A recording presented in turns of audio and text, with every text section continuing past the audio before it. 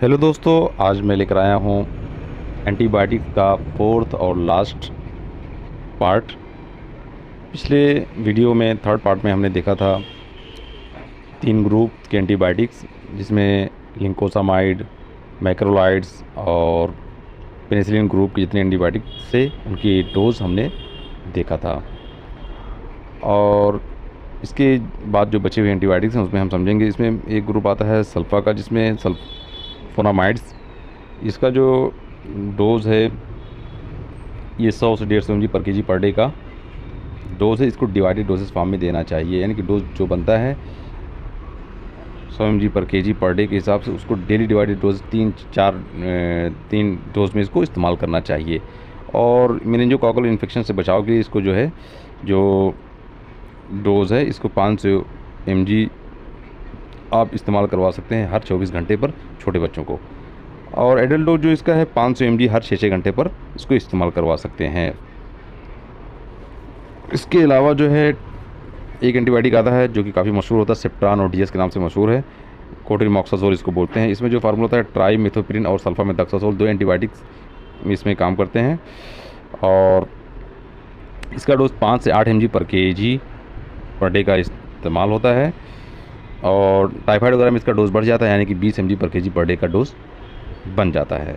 और अगर ऐसे ही बचाव के लिए इस्तेमाल करना है, यूटीआई से बचने के लिए इस्तेमाल करना है, तो इसको 1 से 3 mg पर केजी सिंगल डोज से इस्तेमाल। सिंगल डोज का मतलब कि एक ही मरतबा देना, फिर दवा नहीं देना है उसको।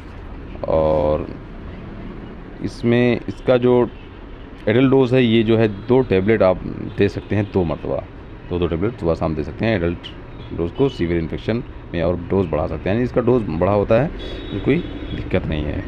उसके अलावा इसमें कुछ एंटीबायोटिक्स आते हैं जिसमें क्लोरामफेनिकोल काफ़ी मशहूर है, और ये पहले ज़्यादा इस्तेमाल होता था टाइफाइड वगैरह में। इसका भी डोज़ अच्छा होता है, यानी कि 50 mg से 75 mg पर केजी पर डे का डोज़ बनता है इसको, लेकिन भी डिवाइडेड डोज फॉर्म में इसको डिवाइड डोज में देना चाहिए, यानी कि 8 घंटे पर 8 घंटे पर उसका जो डोज बनता है उसको देना चाहिए।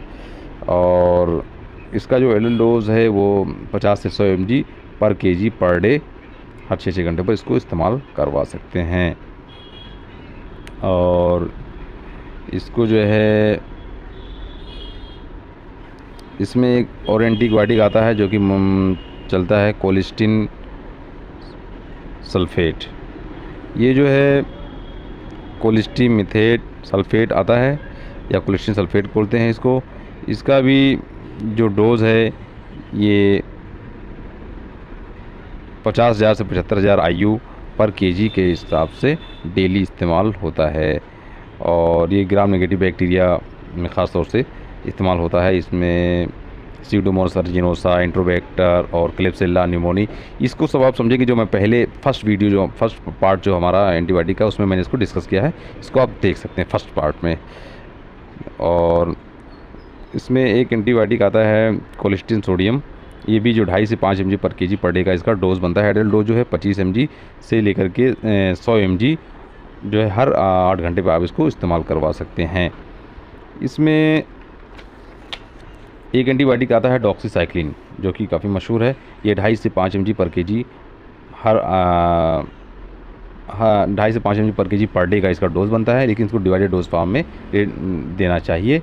और ये जो 12-12 घंटे पर इसको देना चाहिए। और ये बच्चों में ना इस्तेमाल किया जाए, छोटे बच्चों को बिल्कुल नहीं इस्तेमाल करवाना चाहिए, क्योंकि जो है ये दांतों का कलर बदल जाता है, इससे बदल जाएगा। इसमें जो एडल्ट डोज है ये 200 mg पहले दिन, और जिसको जो है वो नहीं सही हो रहा है, एक्ने वगैरह हो गया है, मुहासा हो गया है, नहीं सही हो रहा है, तो उसके लिए जो है ये 200 mg पहले दिन, उसके बाद 100 mg और डेली इस्तेमाल करवा सकते हैं। उसके बाद 50 mg डेली इस्तेमाल करवा सकते हैं। इसको 6 से 8 हफ्ते इस्तेमाल करवाएंगे तो सही हो जाता है, क्लियर हो जाता है। उसके अलावा एक एंटीबायोटिक आता है इसमें लेनेजोलिड, जो कि मशहूर है काफ़ी। ये जो है 20 mg पर केजी पर डे का डोज बनता है। इसको भी डिवाइडेड डोज फॉर्म में 12-12 घंटे पर इस्तेमाल करना चाहिए। 600 mg एडल्ट डोज में 600 mg हर 12 घंटे पे दे सकते हैं आप, IV या ओरल दोनों इस्तेमाल किया जा सकता है। और इसमें एक एंटीबायोटिक आता है आपको नाइट्रोफ्यूरनटाइन, जो कि यूटीआई वगैरह में ज़्यादा इस्तेमाल होता है। ये जो 5 से 7 mg पर केजी पर डे का इसका इस्तेमाल होता है, ये खाने के साथ में देना चाहिए।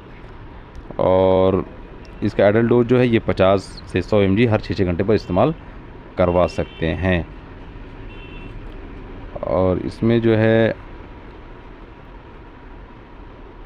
एक एंटीबायोटिक आता है रिफैक्सिमिन, जो कि काफ़ी मशहूर है, अभी चल रहा है, ख़ास तौर से डायरिया वगैरह, हेपेटिक इंसेफेलोपैथी वगैरह में इस्तेमाल होता है।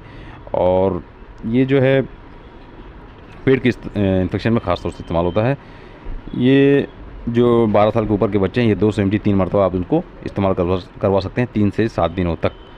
और 550 mg या फिर 400 2 मरतबा या फिर 400 mg 3 मरतबा एडल्ट को इस्तेमाल करवा सकते हैं 7 दिनों तक।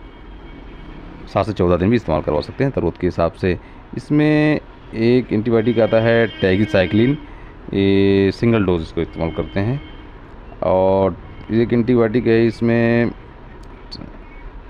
टैगीसाइक्लिन सिंगल डोज, जो 100 mg आप इस्तेमाल करवा सकते हैं, या फिर जो 50 mg 12-12 घंटे पर दे सकते हैं 2 बार। इसके अलावा एक एंटीबायोटिक है टेट्रासाइक्लिन हाइड्रोक्लोराइड, जो कि 25 से 50 mg पर kg पर डे का डोज बनता है। इसको भी 6-6 घंटे पर डिवाइड करके डोज देना चाहिए। और एडल्ट डोज जो है 1 से 2 ग्राम डेली इस्तेमाल करवा सकते हैं 4 मरतबा डिवाइड करके, जो 6-6 घंटे पर डोज बनता है।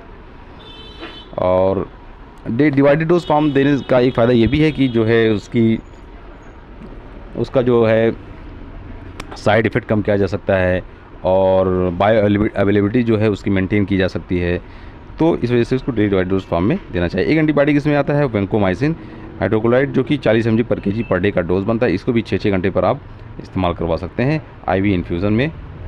और बस इतना ही एंटीबायोटिक आज हम डिस्कस करेंगे। जिसको भी दोस्त को अगर कोई एंटीबायोटिक का कुछ और कोई नई जानकारी के लिए आप इस पर कमेंट कर सकते हैं।